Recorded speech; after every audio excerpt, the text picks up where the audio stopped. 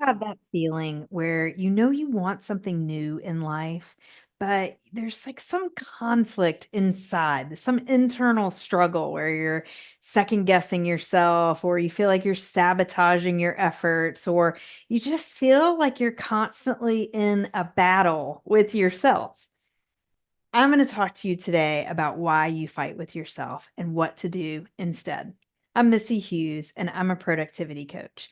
I help you understand what's going on inside so that you can make the changes that you want in your life. So let's dive in to why you fight with yourself. It sounds funny just to say, doesn't it? Like, why do I fight with myself? Oh, I don't know. I mean, I'm a worthy opponent, I guess. And also, why do I want to fight at all? I don't. So let's look at what's happening. So you want a change in your life and you're not okay with the way things are right now. You want to change to your status quo, but you don't necessarily know what the next step is. So when you're looking at what you don't like, you sort of start to blame. Why is this happening? And sometimes you might blame yourself. Oh, it's my fault that I'm like this, or it's my fault that this is happening. So you blame yourself, but then you feel blamed. So there's this part of you that's feeling accused, but this other part of you that's feeling wronged. So you're feeling both at once. And it's this struggle, this pull. And so then you get to the next step and you're like, okay, well, I'm done with this. I'm done with being this way. And you say, but I don't know what to do. I don't know how to do it differently. And when it comes to that point of I don't know how to do it differently, there are another couple of beliefs that you're having. On one hand, you're kind of like, I don't know what to do, and I don't believe that I can figure it out.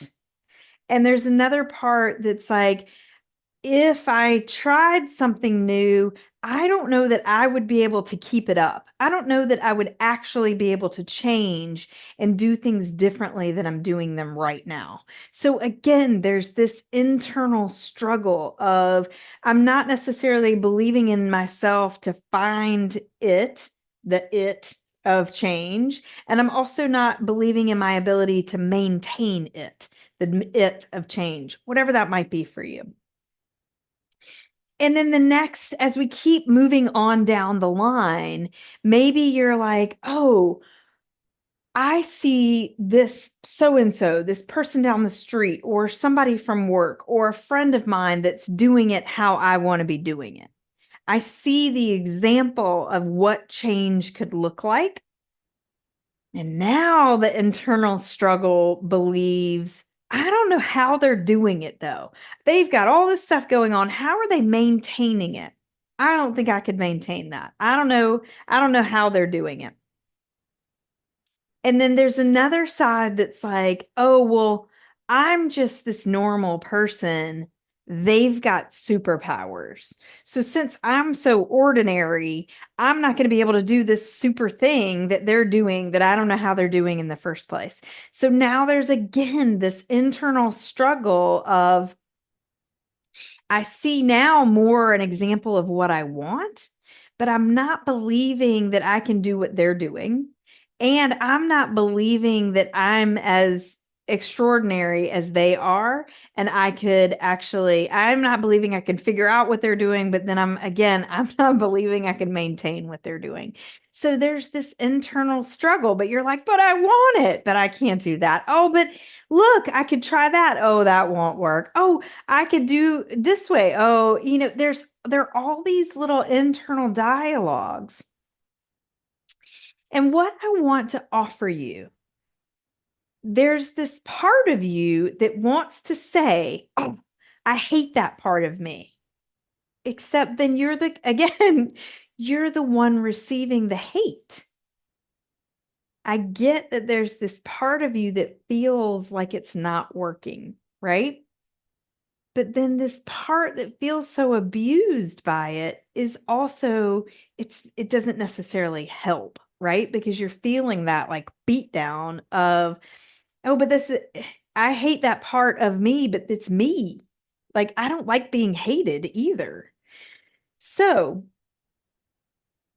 there's this part of you, that part of you that's saying, "Ruh, ruh, ruh, ruh, ruh," that comes up with all the disbeliefs. You can't do that. We can't achieve that. We can't figure that out. We can't go for that. It's not going to work.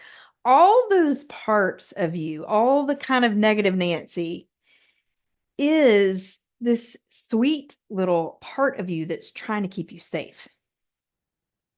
It's offering it in a snarky little way, but if you ask yourself, what is this disbelief trying to protect me from?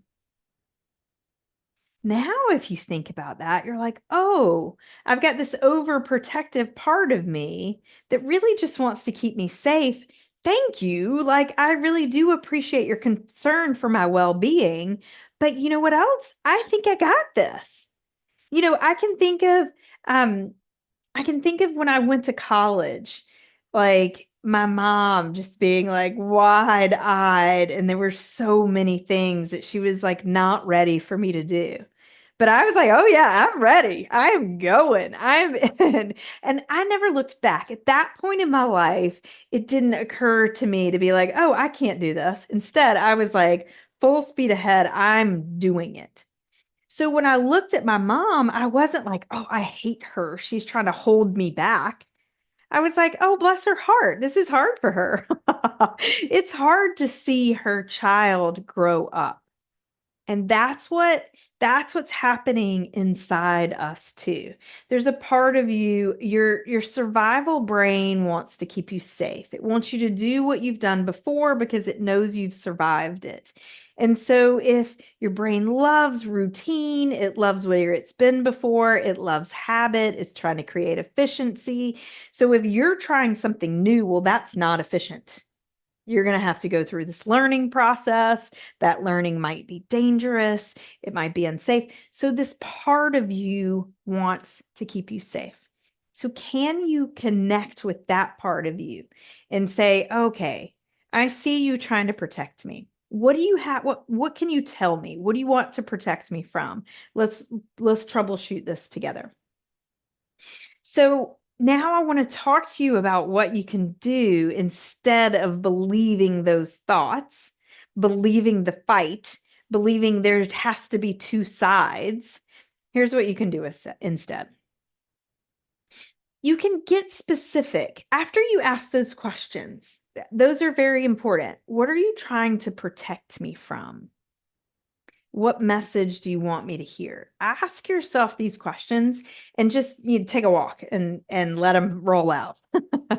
See what comes up. And then what I want you to do is number one, I want you to get specific with what you like and you don't like, where you feel this turmoil, what's happening that you like and you don't like. I'm in a situation where I want change. What am I going towards in this change? And what am I afraid of in this change? What's going on there? Why is it a struggle? Why isn't it all just full steam ahead?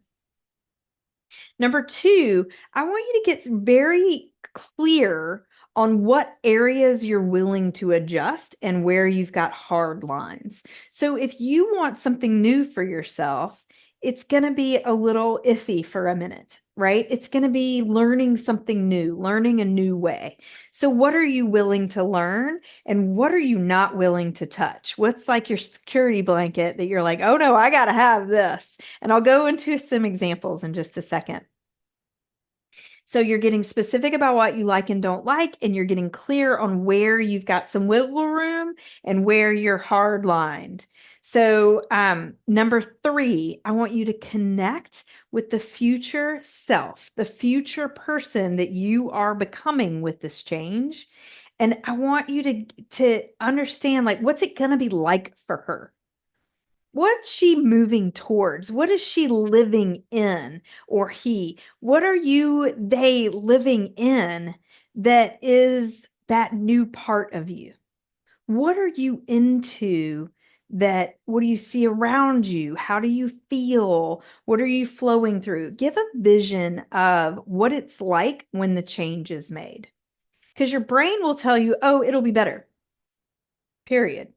Well, nice, but how is it going to be better? Right? That's what we actually want to know. We want to know, like, oh, well, what does it look like when it's better? What do I feel like when it's better? How is this? How is it happening will come. You don't have to know that exactly, but how I will feel is a major part of it. So I'm going to give you an example that's been kind of an evolution with in my life in the past couple of years. So I have had this fight with changes happening in my body. So as I'm aging, things are happening. I don't even realize really. I'm like in this state where things are happening, but I don't know what they are. And then all of a sudden, it's like I wake up and felt like a different person in my body. So when I'm having that fight with myself, the first thing the fight is I don't like the status quo. For me was I don't like not sleeping. I don't like waking up feeling stiff. I don't like going through my day with low energy. And I don't really like the extra weight I gained during this period either. So then I go into the blame side of it, it's my fault. I'm not moving as much as I used to because I feel injured all the time. I'm not eating as well as I used to because what I used to do doesn't seem to work. And I feel terrible all the time because I'm not eating well and I'm not sleeping well. So I'm blaming myself, but then I'm feeling all of this pressure. In the back of my mind, I'm like, oh, you're so irresponsible. You know what to do. What's the problem here? So that blame, that little snarkiness comes in. But then I feel outraged because I'm being blamed by this craziness happening. I just woke up and I was in a new person one day.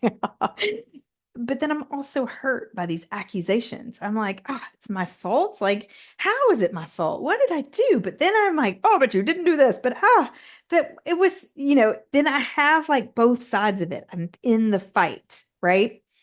So that's that first section of you want something different, but you're in this conflict about how you even got here. So going back to my example, you go and in this line, you don't know how to do it differently. You don't believe in your ability to find answers. You don't believe in your ability to do it differently. So here's how that played out with me. I watch reels on Instagram. I'm searching in Google. I'm trying to find all these answers. But then I get mad because they're suggesting inflammation decrease with intermittent fasting, which personally I have always been like, nope, I'm not doing that. Um, so I feel outraged by this thing that I don't want to do. And I'm like, I can't do that. My schedule can't allow for that. And I get hangry, right? I'm not believing in my ability to try something different or to make it work with my parameters.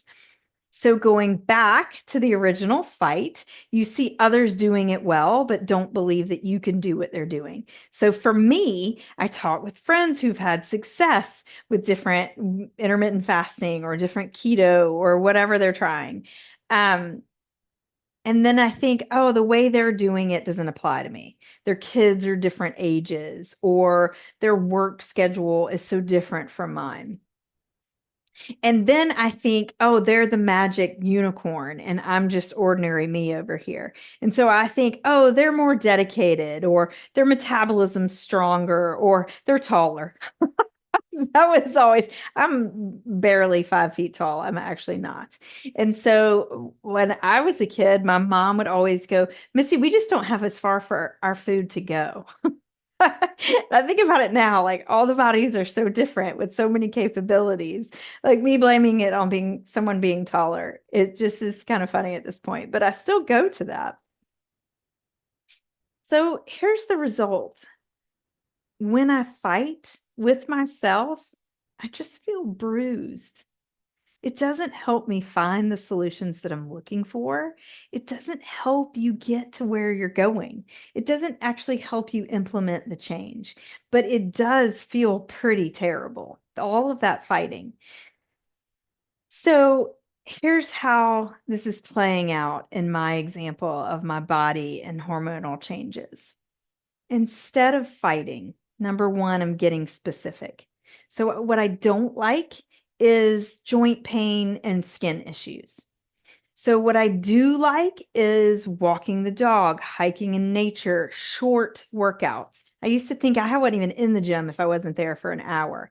Now I don't want to be in the gym for an hour. I don't want that actually. I don't even want it. If I need it, maybe, but it's not where I am anymore. And so I do like short workouts. I do like veggies. Number two is getting clear on what you're willing to adjust and where areas are hard lines. So for me, where I'm looking for answers is I'm willing to try different movement options. I'm going to start with some mobility work that I've never tried. And PS, like I'm loving what I'm doing. It's so fun. My body is feeling so much better because I'm doing it. It's amazing. So I'm not willing to eat foods I know cause me skin issues anymore. I kind of it's become clearer to me that like there's some foods that I just don't do well on and I will eat them occasionally, but they're not going to be part of my weekly zone. Um, I'm not willing, or I'm sorry. I am willing to try different movement. I am willing to not eat certain foods that cause me issues. I am willing to try different combinations of food and see if there's something eating more fat in the morning instead of carbohydrates like I used to always do. I used to have sort of a heavier breakfast, and now I have a fatter, heavier breakfast. I'm sure you may be interested in the details. If so, let me know and I'll share them with you. Um, I'm not willing to fast for over 12 hours. I'm not willing to. I tried it, doesn't work for me. I'm not in, I'm not doing it. I'm not willing to eliminate macronutrients. I actually do think fat, I think carbs, I think protein are all good for me. I want them in my life, and I'm not willing to eliminate just for this change. I want to live my life with all three macronutrients. And I'm not willing to feel deprived. So if I'm going to do something that's going to make me feel like I'm white knuckling it through, I'm not going to go through the white knuckling. I'm going to try it differently, and I'm not going to do it in a way that I feel deprived. So maybe that means I'm not slamming into huge change. Maybe it means I'm trying one thing at a time. Maybe it means I'm trying half of the one thing at a time. We'll see, right? So, but I'm not willing to feel like, oh my gosh, if I can just get through this 2 weeks, 3 weeks, 5 weeks, whatever it is. Um, so those are my hard lines. That's where I've got some wiggle room. That's where I've got some hard lines. So I'm clear on where I am. I'm not just out there going, someone tell me what to do, because I don't know me and I don't know what's out there, right? I'm believing in myself and my ability to know what's going on. So, step three is getting to know your future self. What does it look like when you've made the change you want to make?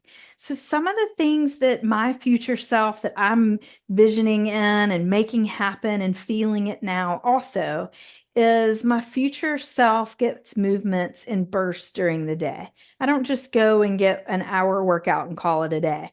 I don't want those hour-long workouts.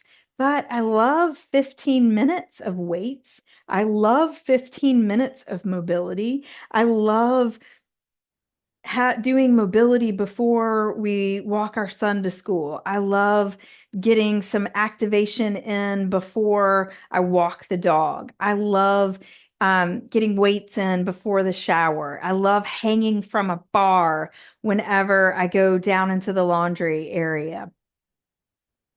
I am future self visioning, loving getting into deep squats just periodically throughout the day and holding those to open up my hips. So my future self loves her body as her partner. She asks it what it needs and watches it respond as she shows it appreciation. My future self sets her up to be relaxed, not rushed. My future self feels appreciated, not pressured. My future self is in gratitude, doing all of these things, not obligation. My future self expects moments of presence, not perfection, ever. So, through these steps of getting clear, what do you like? What do you not like? Getting clear, where do you have wiggle room? Where do you have hard lines? And getting clear, what are you working toward? Who are you? Who is the person who has achieved what you want to achieve? These things, through these steps, the fight peters out. The relationship with who you are grows stronger. And it grows through kindness and understanding and connection, not through winning or losing. Because when you're in that fight, you might be the winner, but you're also the loser. And so when you let that fight peter out by getting into those details, by understanding your lines, and by visioning your future self, you get to feel that kindness, that understanding, that compassion. It gives you a whole new window to a relationship with yourself.